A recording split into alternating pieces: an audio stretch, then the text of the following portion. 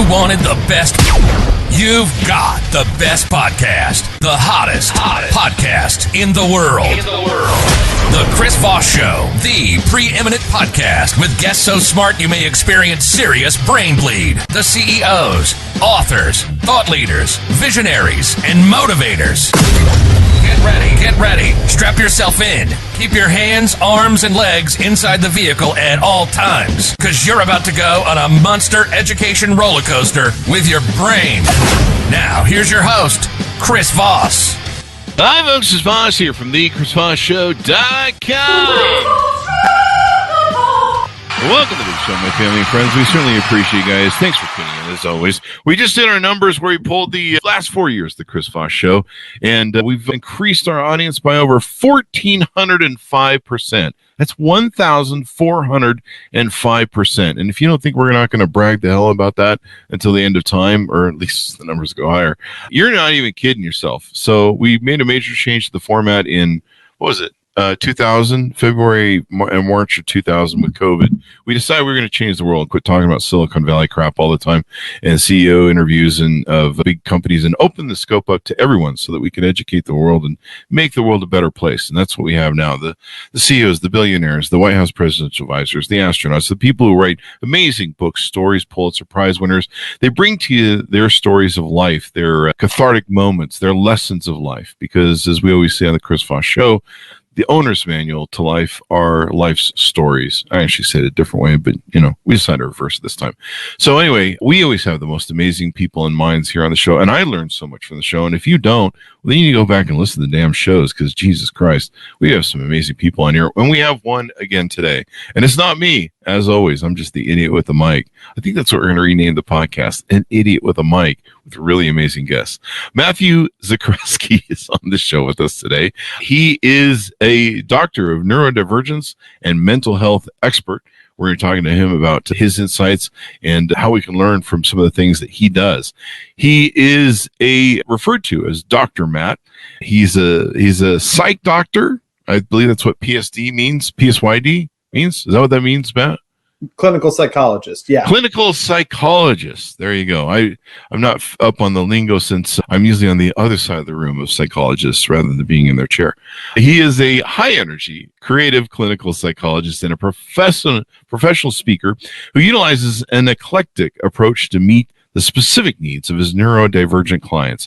He is proud to serve as the gifted community as a consultant and professor and an author and researcher. He's spoken over 400 times about all over the world about supporting neurodivergent people. He is also a frequent podcast guest. He can be found on many different platforms. He graduated from Widener University's Institute for Graduates Clinical Psychology in 2016. He is a co-founder of the Neurodiversity Collective, which provides therapy, IQ testing, coaching, and consulting. Clearly, I need some of that. Welcome to the show, Matt. How are you? I'm great. I'm never the second most energetic person in the room, so this is new for me. I'm like, let's go! I'm running through a wall for you, Chris Voss. There you go. Let's do it. Let's go conquer the world. Let's put it in the universe. We'll kick over some stuff. But first, we'll do it on the show. But our audience loves guests that have energy, so thank you for coming and bringing it. Give us the .coms. Where can people find you on the interwebs? So if you want me to come and speak to your organization, whether it's a school or a business or a community organization, Boy Scout troop, whatever it might be, that's drmattzakreski.com. If you hear what we have to talk about today, be like, yes, that's the kind of therapy I need, then the therapy practice is the neurodiversitycollective.com. I try to keep them separate because Dr. Matt is the brand, but you only get me if you want me to do a speaking thing. If you want therapy, I have a whole team of awesome people that you could talk to. There you go. So let's lay a foundation on some terms and stuff. And we got your .com, right, where people could pull up the .com. I think we did, right? Yeah. Yeah, there you go. I always make sure of that, because the .coms are important. You got to get the plugs. It's all about the plugs, people.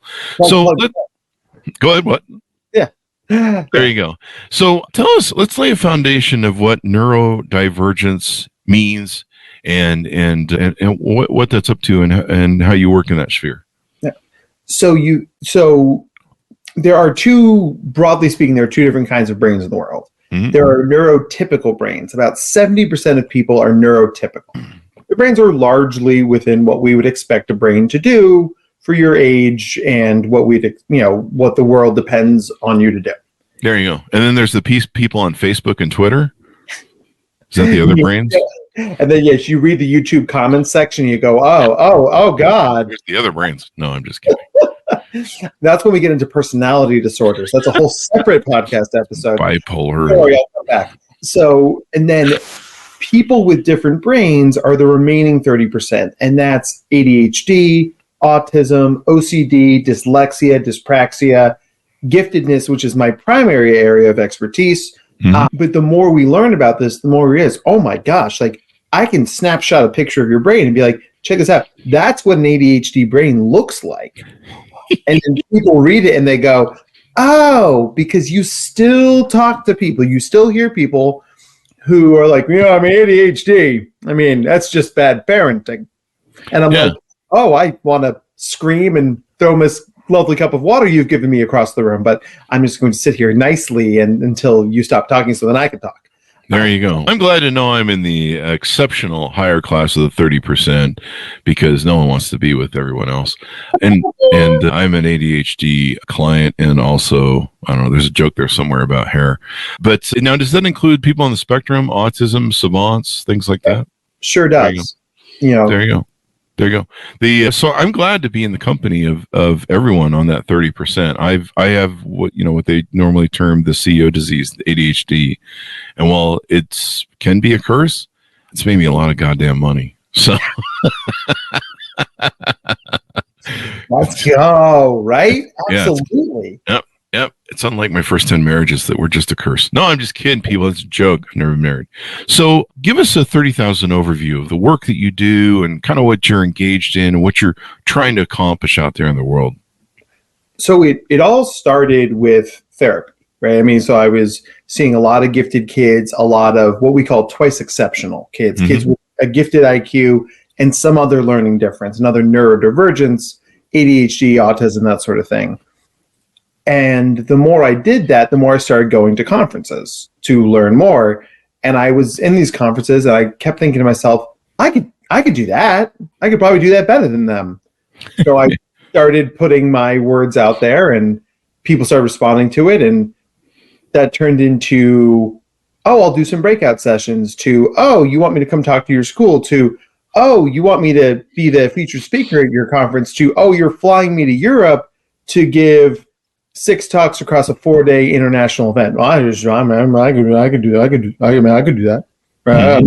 Words am good, I am could do that. And yes, it's still a little bit like terrifying and a little bit surreal, but the more I do it, the more people want me to do it. And I realize there are a lot of people out there who are carrying around these neurodivergent brains who don't know. And there's one of my favorite things to say is there's a lot of value in knowing that you're a zebra, you're not a weird horse. There you go. You're not a weird horse. A lot of people walking out there going like, why is it that all the other horses are doing this thing and I don't do that? Yep. It might just be because you're a zebra. I think it was Carl Jung, or it was one of those psychologist dudes. You probably know who it is, but they made a statement that the only measure of sanity is that the fact that the largest group of people who claim to have the most sanity and the smaller group must be insane, thereby by population, is the only measurement of sanity. But it doesn't mean we're all sane. Do you know who that was? I don't know. I'd have to dig through. It's in there somewhere. I think it was Carl Jung, or one of those guys who had a mother issue or something. But basically, I grew up in society, being called the dumb horse because of the way I was. A lot of boys have trouble in school now because there's hardly any men in school, and so they're being called dysfunctional girls and treated as dysfunctional girls. We've had a lot of psychologists on that have talked about that and written books. There's a lot of, up until a lot of time, people were thought of as being that were on the spectrum, or autism were thought as mentally less, or viewed as mentally less. And so it's great that we're having these discussions. I mean, most of the savants, the most smartest people in the world, are on the spectrum, are autistic, and they're smart. They can run circles around all of us. So Matthew, how did you give us a little bit of background on you and your words? How did you grow up? Are you part of the 30%, or are you in the 70? No, I sure am. I mean, and like I think a lot of people in my field, this work is personal and professional, right? I mean, I grew up as a gifted kid in Jersey in the 90s, and people kept using the word Einstein. They kept using the word Harvard, and all I felt from that was pressure. Gosh, I guess I have to be perfect or the world will end. And, and then I got diagnosed with ADHD in high school, which frankly explained a lot. Because I was getting a lot from my teachers. If you're so smart, how come you can't ... And I'm like, everyone tells me all the time how smart I am, so there must be something wrong with me. Yeah, you feel that, huh? Yeah. In the absence of information, we create our own narratives, and those narratives tend to be catastrophic. Right? Yeah. And we used to have this world that was really black and white. And you probably say that in a lot of ways, actually, if you look back at the 50s and 60s. But I mean, it used to be probably a good example of is the IBM man of the 50s, where everyone had to show up in black suit, black tie, black shoes, black hat, and you couldn't bring any colors or anything like that. Everyone had to fit the same form. And I always have this picture in my mind of the Pink Floyd's music video, We Don't Need No Education, or I think it's called something else. But basically, these children are being walked through British schools in this lockstep machinery, one size fits all punch out. And I think a lot of us in the crowd of being in that 30% spectrum, we got treated like the stupid pony or the stupid horse through school. And it definitely impacts your self-esteem, your ability to want to learn or care. Absolutely. And then, because if you're not framing this through the lens of you have a different brain, then it defaults to it's either your fault as the kid or it's your parents' fault. It's like a teacher isn't going to say, clearly I can't teach you. And the administrators aren't going to say, clearly our system is broken and can't fix kids like this. So it's a real problem because the target defaulted to the kid, and that's too much burden for any kid to carry. Yeah. I mean, I say this all the time. Neurodivergence is not an excuse, right? I'm not going to let you say, I can't get a good job because I have ADHD. No, it's context, right? There's a reason so many of us end up in person-facing gigs like bartending or being a barista or hosting a podcast or being a professional speaker, right? You don't want your ADHD to be your accountant. I mean, my accountant definitely does not have ADHD, and he's doing a good job. I'm not sure if I want to go on a bachelor party with him, but he's stable and secure and very consistent. And I want my lawyer, my accountant, and my surgeons to have that personality. Yeah. You don't want your surgeon doing the surgery on your heart, and he's like, "Squirrel." Oh, was I doing something? Right. And then we're flat. What's this heart thing? One of my favorite theater professors in high school, when I told her that I had gotten into improv and stand-up comedy and ultimately professional speaking, she was like, of course. She said, you can say other people's words, but you were always best saying your own words. And I mean, if that's not the ADHD brain in function, I don't know what could. It's a great explanation. Yeah. Okay. All right. And so what you're finding in going out in the world, from your description of you started speaking and doing all this thing, you're finding that the world is starting to become maybe a little more inclusive and trying to understand people and develop their strengths and utilize them like that. What made you want to get into psychiatry? Was it from your experience of growing up with ADHD and people not understanding you, and maybe you were like, want to understand myself, or did you have a different purpose? I mean, that's a big piece of it. And, I think you want to be the adult you wish you had as a kid. There you go. And it's funny because I don't actually live that. Both of my parents were psychologists as well. Oh, my really? parents knew what to look for, and they supported me really well. Uh-huh. But I looked around and saw kids who didn't have what I had. Yeah. And I thought to myself, all right, there's a lot of kids out there who need somebody like me.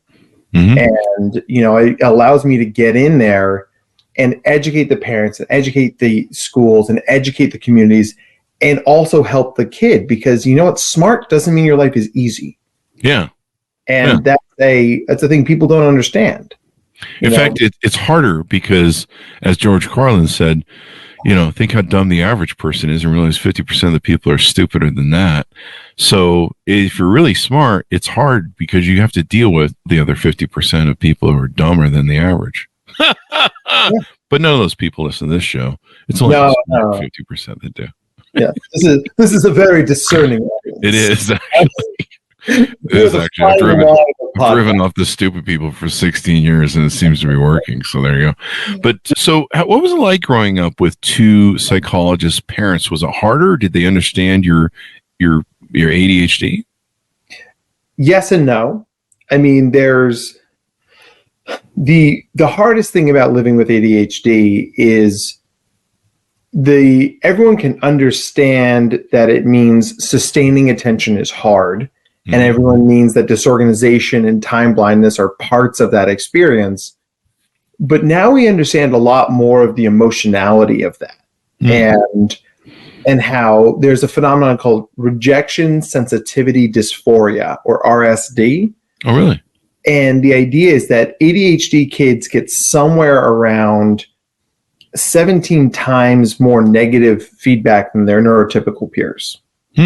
So not quite your podcast numbers, but still pretty impressive. Yeah, we're getting there. And so your brain, which is wired to look for threat in your environment, starts anticipating more negative comments, more rejection. So you get more sensitive to that. And then you have a dysphoric or not happy response to it. So the ADHD brain, and really neurodivergent brains in general, though this tends to show up mostly in ADHD, is this idea of I'm looking in the environment for people to be upset with me, and then I'll get upset at the idea that they're upset with me, even if they're not, right? So it becomes a self-fulfilling prophecy. Because if you're stomping around being like, why are you mad at me? The person you're talking to is like, dude, I'm not mad at you. You're like, yeah, so you're acting like you're mad at me. You're like, I'm not mad at you, dude. It's like your voice is changing. Now I'm mad at you because you keep saying you're mad at me.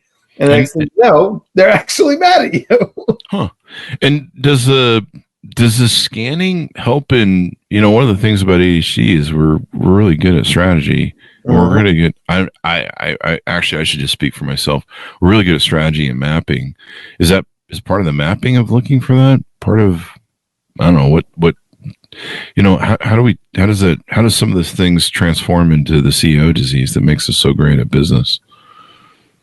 It's all about how much scaffolding you can put around you to manage that stuff. Because if you've got teachers and coaches and therapists and friends who get that, they're going to be like, no, dude, you're going to spin out. You're fine. And you're like, okay, like, I just need someone to tell me I'm fine. Cool. Just like the CEO doesn't worry about whether the janitor is mopping the baseboards in the women's bathroom in the first floor, the CEO is worried about the high level, big picture, 30,000 foot view things. Yeah. That's what plays to the ADHD strength, right? Yeah. I'm an idea guy. I was in grad school, I was our student body president, and my wife was whom I met in grad school, was our vice president. And when we did awards at the end of the year, I gave her the neck award because, yes, I'm the head of the organization, but the head can't survive without the neck. It's like, I'm the one who's like, guys, I have these great ideas and we're going to do these things and they're going to be awesome. And then my wife would put the paperwork down, like, and look, I filled out the forms so we can actually do his ideas. I'm like, thank you, honey.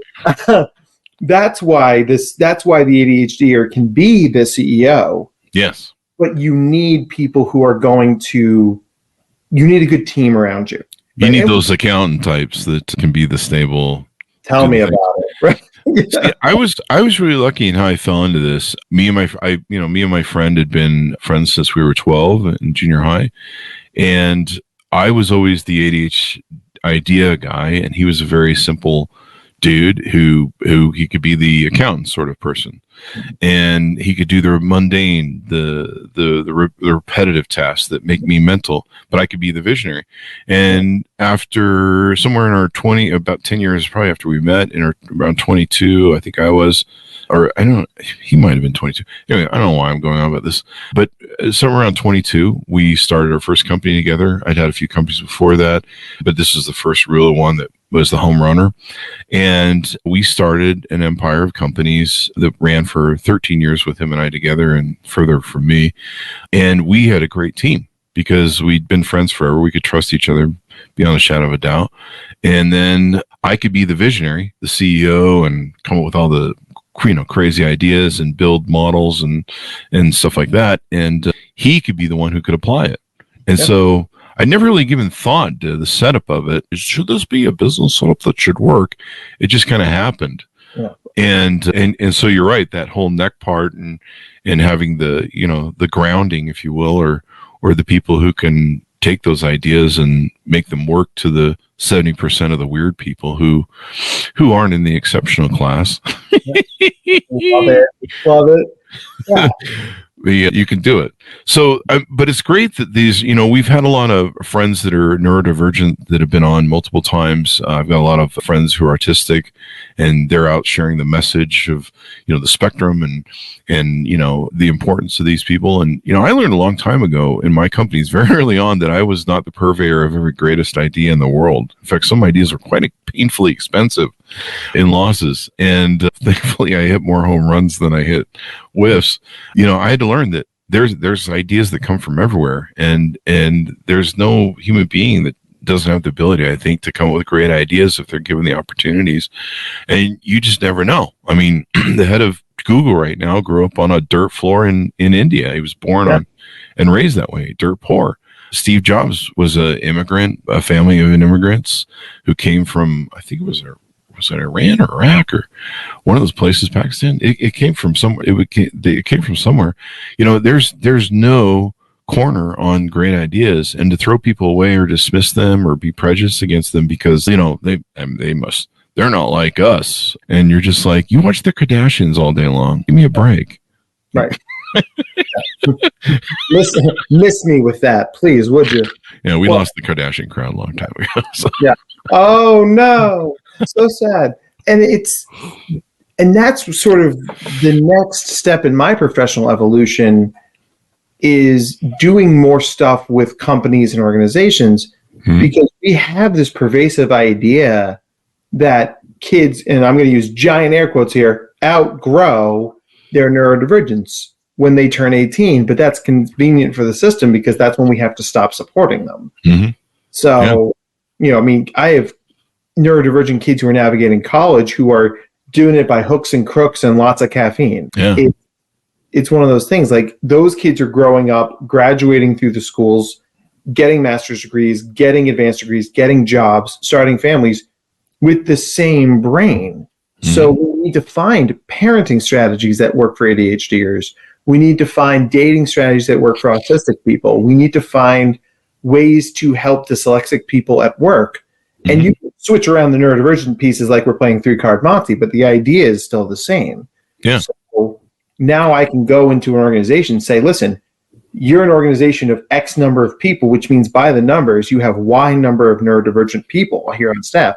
Mm-hmm. And you don't create an environment that is inclusive to that, those people are going to suffer in silence. And you're going to follow them because you're like, it's weird how Johnny can't keep his 16 F forms in order. We should fire him. Whereas maybe Johnny's a great sales guy who's drowning in the mailroom. Yeah, you can't do that to your salespeople. Those people are special. They understand human nature, and you can't. You TPS the report out of those folks, and you're going to kill your sales. Yeah. Now, would you say you've been missing a lot of work lately? Yeah, I love that movie, Office Space, if you're not familiar with the TPS report reference. So, you mentioned something about parenting, and I think this is something that's also in your field, is helping parents understand their children on top of CEOs and business people as well. Talk to us a little bit about why that's important, that parents need to understand, neurodiversity in their children, and how just because a kid's ADHD doesn't mean he's acting out or he's a bad child. So I often think about this. I worked with a family once who the mom was very frazzled that the house was messier than she wanted it to be, and all she wanted was for kids to pitch in. And she was like, so I created a system for my kid to organize her room and put things in places, and all these things are going to be fine. And I'm just so mad because she won't listen to me. She's not doing this system. So I let the mom sort of go on this rant for a while, and then I said, okay, so this is a really great area for us to intervene on. Remind me, how old is your daughter? And she goes, she's 9. And I was like, ma'am, I'm going to say this from a place of love, but there's no way a 9-year-old can do this system that you're talking about. That's way too abstract for a 9-year-old. Yeah.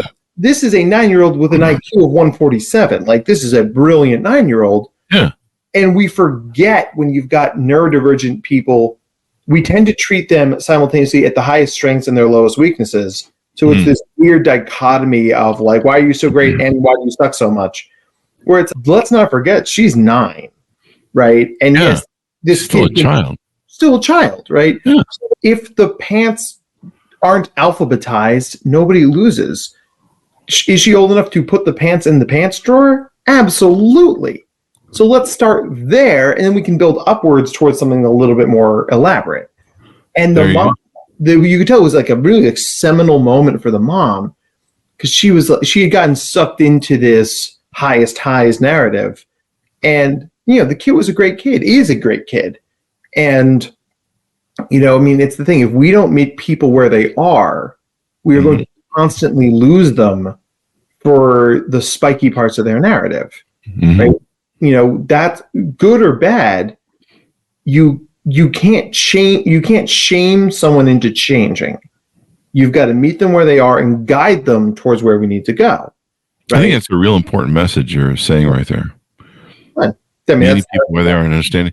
It sounds like the mother has a certain type of brain or pattern or mapping that she has. It sounds like she's trying to force adulthood on a kid, really. Yep. I mean, there's, someone told me I never had kids because I don't like them.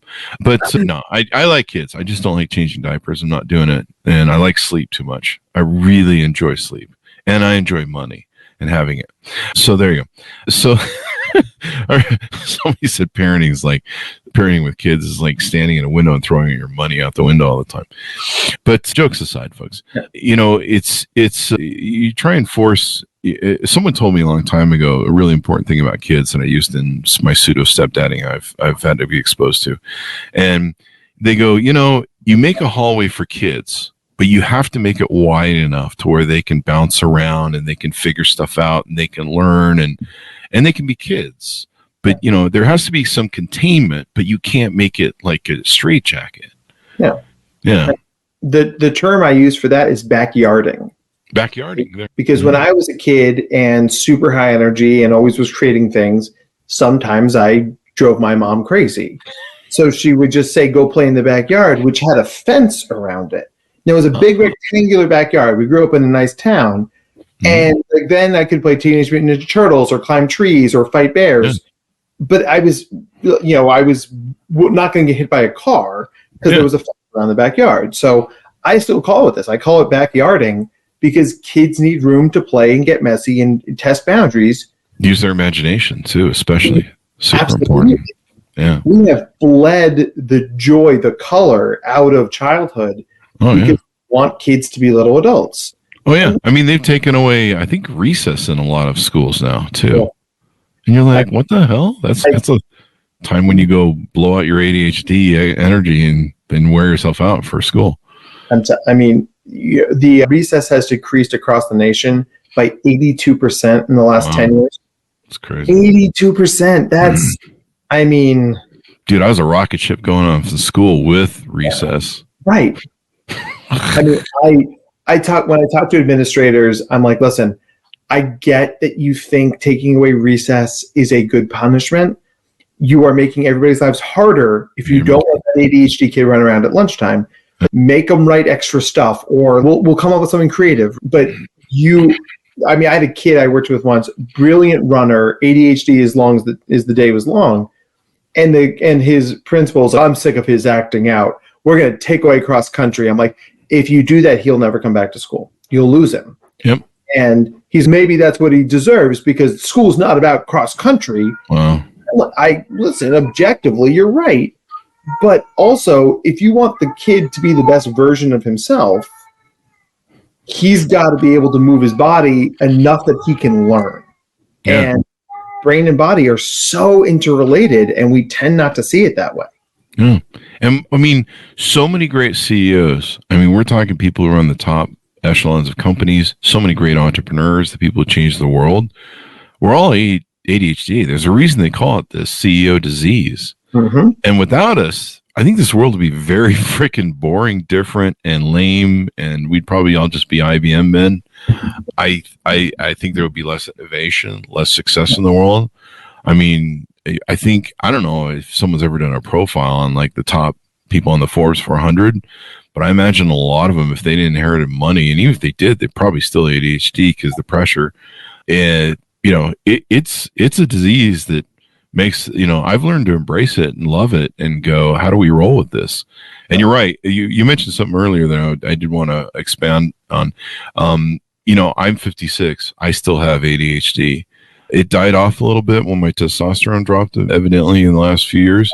But I recently got testosterone therapy, and I'm using this as an ad to say check your testosterone if you're a man above 40. But man, it's back like a vengeance, that TRT, now that they leveled off my oil. Yeah, it's back. 56 years old, and I still got it. So it doesn't go away.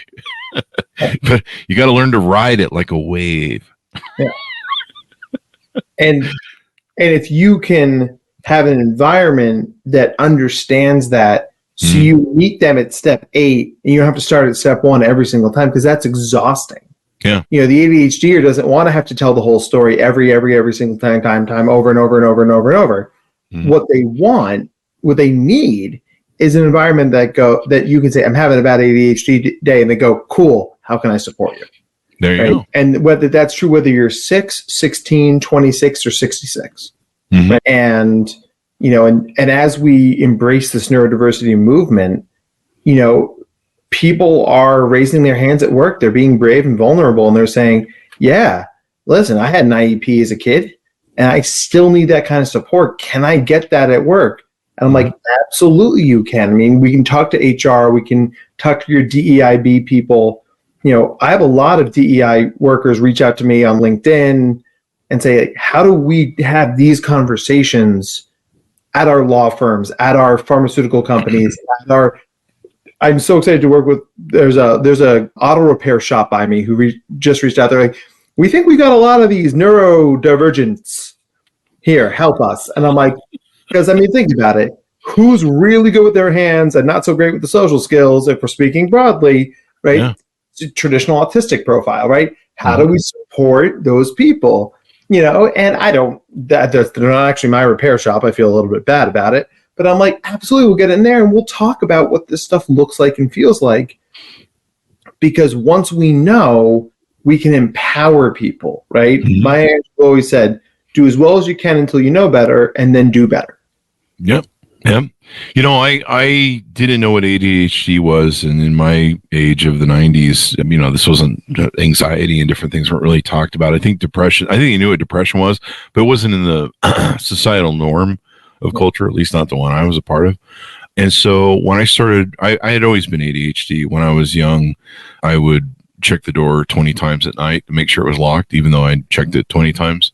I was one of those kids. My brother, I think, would wash his hands till they bled, that sort of shit.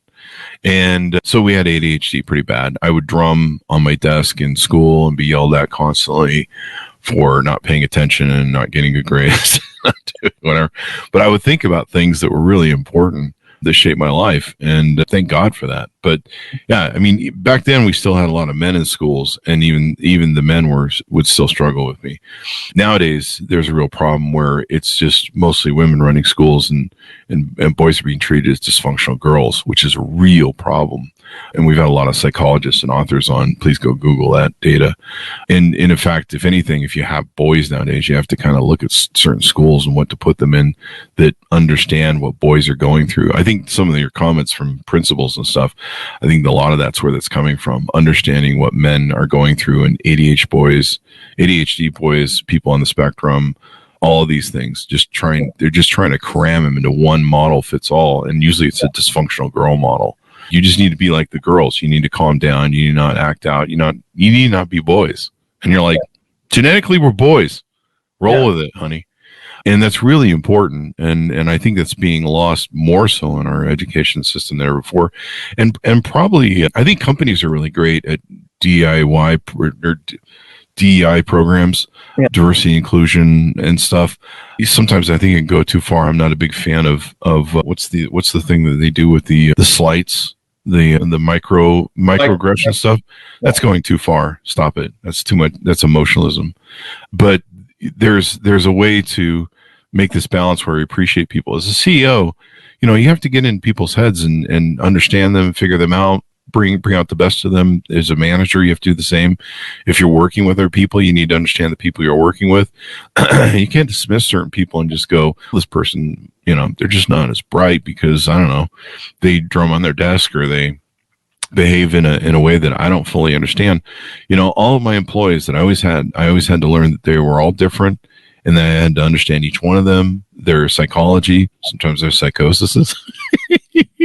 I had to understand my own psychosis, and that made it so that I could tap into them for the best and help them achieve what they wanted to do, and thereby help achieve what I wanted to do in servant leadership. And that it's just so important. And you can't dismiss anyone nowadays unless they're really, really stupid. No, I'm just kidding. I'm just being shit. But everyone has their own thing, and you've got to when you're running giant companies and even small companies, you've got to understand how your people operate and how to get the best out of them, and how to help them achieve what they want to achieve. And if they feel like they're a part of your big vision and your thing, then you're going to have a better chance of achieving it than just trying to, I don't know, ram it down everyone's throat, like I've mentioned in the one size fits all education system. Yeah. I mean, absolutely, right? And and I think within that paradigm of treating people as people with different needs, right? Mm-hmm. I would respectfully tweak what you said. Mm-hmm. And the idea is I almost find it more helpful to talk about it in terms of like energy levels, like extroverts and introverts, mm-hmm. right? Because like I'm a guy who presents in some atypical ways for masculinity, right? Like I was a theater kid, right? There were people who were like, "Oh, so you're gay? What's your boyfriend's name?" And I'm like, "No, I'm not." Because you were in theater, they assumed you. And so it's like, there's got to be room for that kind of masculinity. And this is sort of a funny side to that. Like one of the girls I dated in high school was a really amazing basketball player. She played pro basketball in Europe, and it was like people were like, "Oh, so could you beat her one-on-one?" I was like, "She is a professional basketball player. That's her job. She wiped the floor with me." So there needs to be room for putting, like I say, let's not jam people into boxes. Yeah.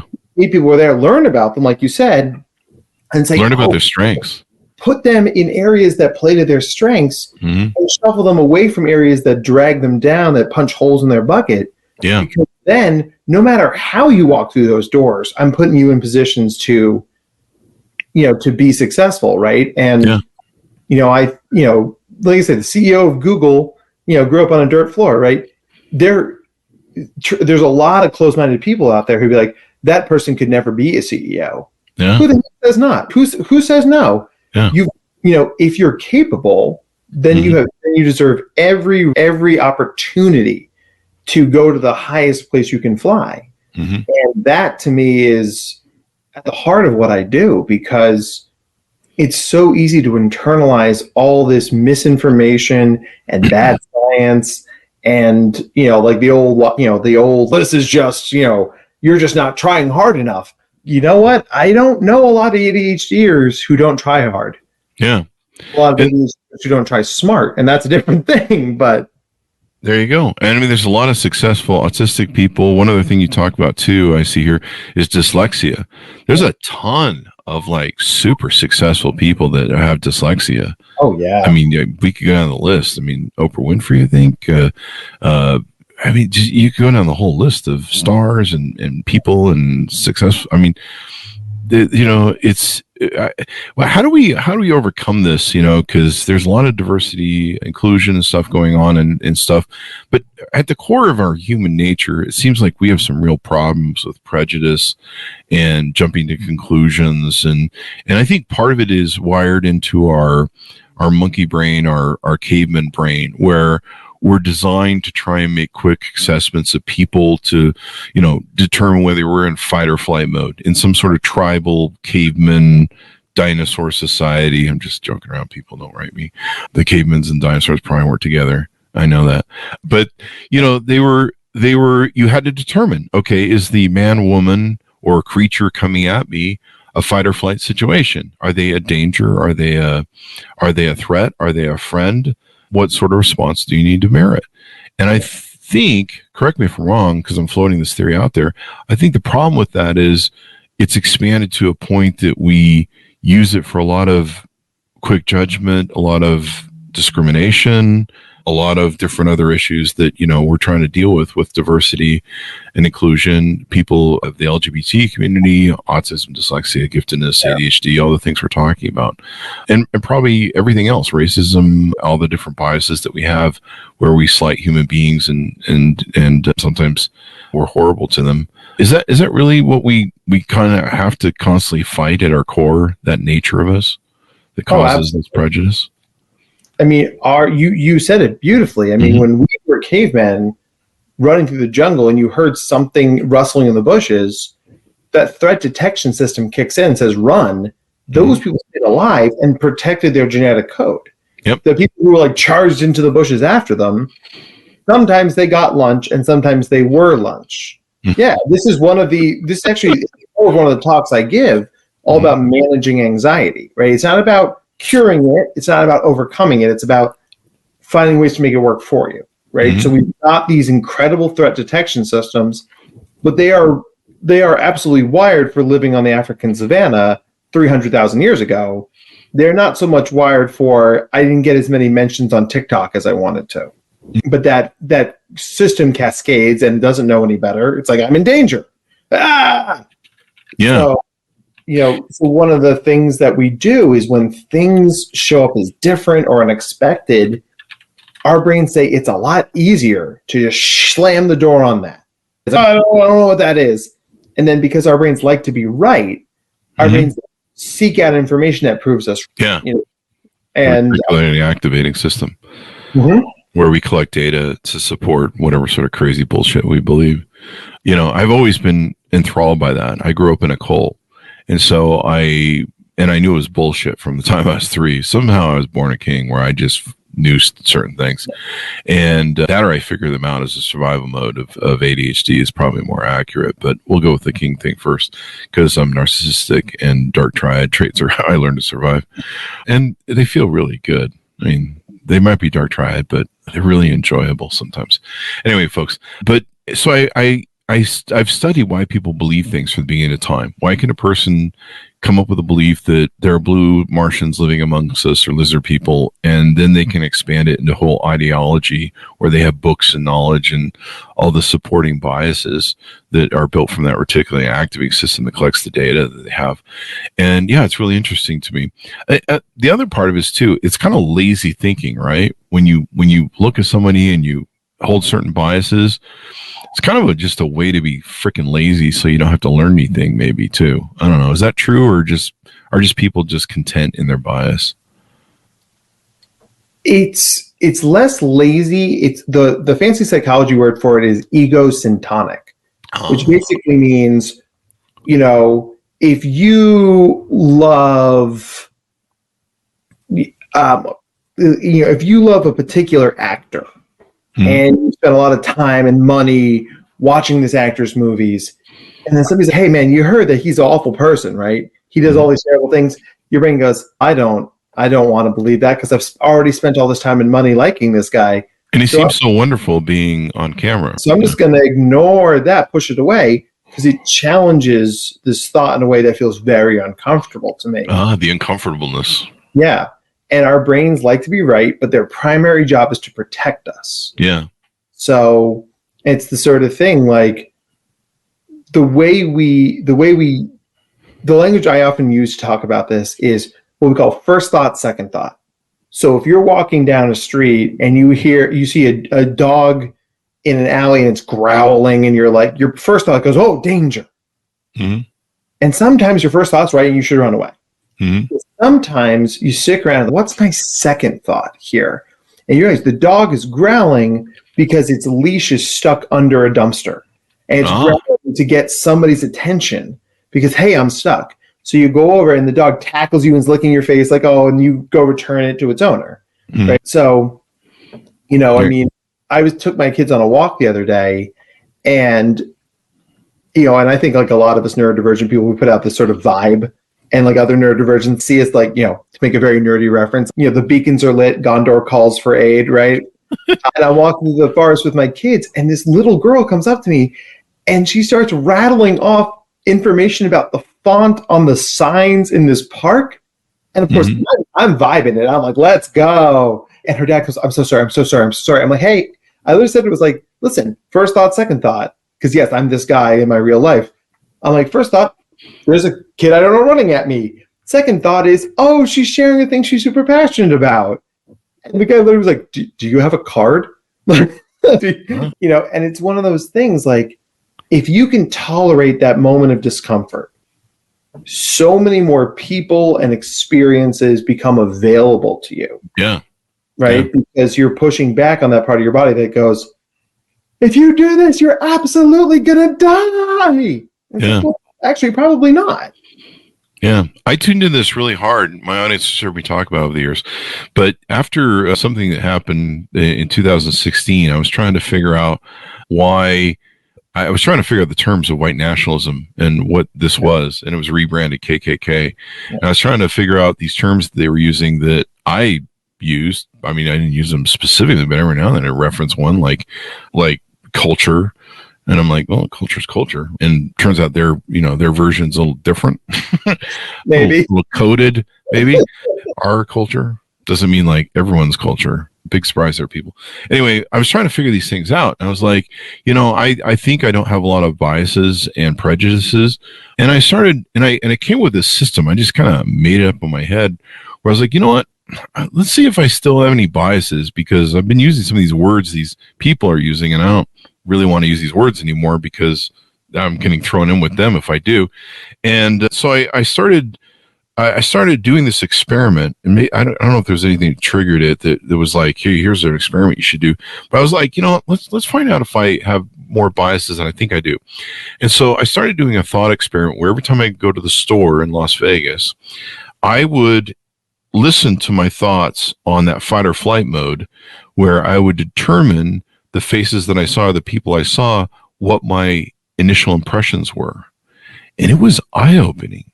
I remember I saw a guy who was a big white guy who probably looks like me, and he had a Harley Davidson jacket on, and had the Harley Davidson sort of rough guy gang look, and man, I came up with things on him, and because I've hung out with Harley Davidson dudes when I was young, and then my brain would listen to itself, and I'd be like, what the fuck did you just come up with? I mean, you don't know if that Harley Davidson guy's ever been in prison. You don't know if he's carrying a weapon.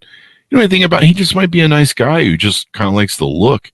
Yeah. He's probably not selling meth. Were you coming up with some of these things? And I would go through that as I would go through the store, and I would question my assumptions and be like, yeah, the stuff you're coming up with in your head is insane, dude. You have no idea who this person is or what their background is or anything. You have no idea. And look at these thoughts that you're coming up with. And here I thought I was pretty, didn't have a lot of biases and prejudices and discrimination stuff. The stuff I would come up with is like insane. And I'm just like, dude, you need to calm the hell down with some of these assumptions you're making. You don't know who people are. Yeah. And that's why I love the show, is I get to get people on the show and learn who people are. And I enjoy learning from people. But yeah, it was a great experiment to learn from. Everyone should go through it, I think, in my idea. Yeah. There you go. So let's wrap up the show. We've been having a lot of fun with this. We normally don't go this long, but we've had a great time. So give us your final offer to people on what people can get at your website, what people can do to utilize your services, et cetera, et cetera. So the idea, I guess the number one thing is the world is built for neurotypical people because there's a lot more of them than there are of us. Mm-hmm. So if you're a manager, or if you're a principal of a school, or if you have a very large family and you're like, what you're talking about doesn't describe me, but it describes people I care about, people who are in my orbits, then I would very much invite you to talk to me, because the idea that meeting these people where they are and giving them their own weirdly shaped holes to fit into, rather than trying to cram all these round pegs into square holes, then you're giving those people the best chance to contribute to these circles that they operate in, whether that's work or school or community service or whatever it might be. And when you play to people's strengths, it becomes a rising tide that lifts all boats. There you go. A rising tide. Everybody does better when we play to people's strengths, and think about the times in your life where people accommodated something you're not so good at or worked with you. And you're going to realize people have done that for you and it helped you. And if you have an atypical brain trying to make it in a society not built for you, you can make the connection that, oh, wow, if me with my regular brain benefited from this, someone with an atypical brain would logically benefit much more from it. And we don't need everybody to sit in their own little palace, right? Most of the changes we make are simple and cheap, if not free, and based from a place of compassion and understanding. And I mean, I don't have hard numbers on this, but every time we invest in this, every time we make somebody's life a little easier, it back 1,000%. I mean, it is just happier kids, happier people, for happier, more productive organizations, and everybody wins. There you go. So give people your final thoughts and pitch on what they can do by hiring you, how they can hire you, how they can reach out to you on your website, et cetera, et cetera. So yeah, it's www.drmattzakreski.com. And I'm very Googleable because I have a very unique name. So just punch Dr. Matt Zakreski into Google or Spotify, and then I pop up a lot of places. But the biggest thing is that the more we know, the better we can do. And it doesn't matter if you're coming at this from a place of, I raised 6 ADHD kids, I get it, I want to tweak what I know, or I'm not even sure if this whole ADHD thing's not a myth, but he made some decent points, and I want to learn a little bit more about that.